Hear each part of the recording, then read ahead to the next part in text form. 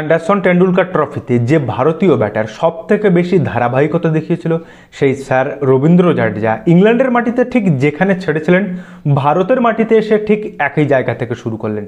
আবারও একটা সেঞ্চুরি করলেন, 50+ স্কোর করলেন।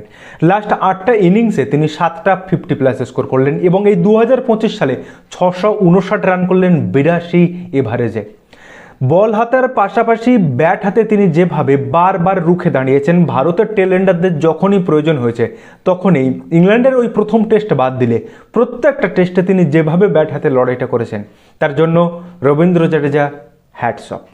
এইরকম কনসিস্টেন্সি 36 বছর বয়সে এসে ভারত তথা বিশ্বের সেরা অলরাউন্ডার, টেস্ট অলরাউন্ডারের ক্ষেত্রে এটা সত্যিই এক অনবদ্য পারফরমেন্স। এই রবীন্দ্র জাডেজা বরাবর একজন আন্ডাররেটেড প্লেয়ার, কিন্তু কি বোলিং, কি ফিল্ডিং, কি ব্যাটিং, প্রত্যেকটা ক্ষেত্রে প্রত্যেকটা ম্যাচে দলের জন্য তিনি কন্ট্রিবিউট করে থাকেন। এই ম্যাচটার কথাই ধরুন, 6টা 4 আর 5টা ছক্কা সহযোগে 176 বলের 104 রানে তিনি এখনও ক্রিজে অপরাজিত আছেন। সকালের দায়িত্ব নিয়েছিলেন কেএল রাহুল আর বিকেলে দায়িত্ব নিলেন স্যার রবীন্দ্র জাডেজা।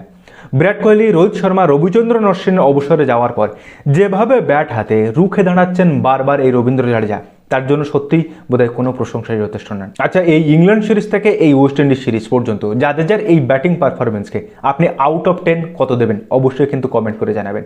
আর এরকম ক্রিকেটের ভিডিও পেতে চ্যানেলটা অবশ্যই ফলো করে রাখবেন।